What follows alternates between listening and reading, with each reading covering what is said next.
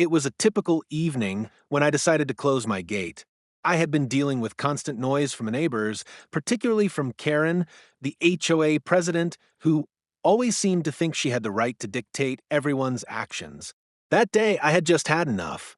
My gate, which led to my private driveway, was usually open for anyone who needed access, but Karen's guests had started using it as a shortcut, driving through at all hours of the day. As I walked to the gate, I took a deep breath. Today, I wasn't going to let it slide. I pulled the heavy gate closed with a firm push, locking it in place.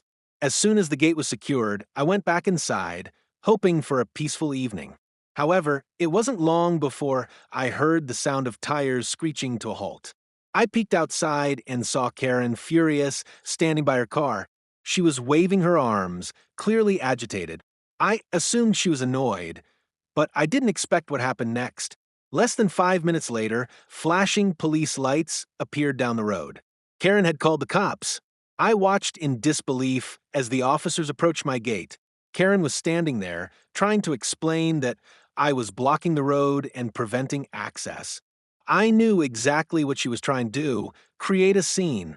The only issue was, my gate was the only access to her road. When the officers asked Karen what the issue was, I calmly explained the situation. I told them that the gate was on my property and it was my right to close it whenever I wished. I also pointed out that the road she wanted to use was a private one that didn't belong to her.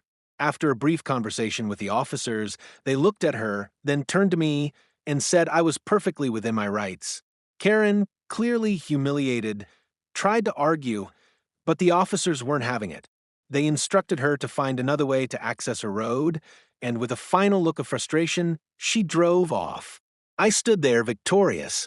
Once again, I had outsmarted Karen and her attempts to control everything. It was a small victory, but it felt sweet. From that day on, I made sure to keep my gate closed whenever I wanted, knowing that I didn't have to give in to Karen's demands.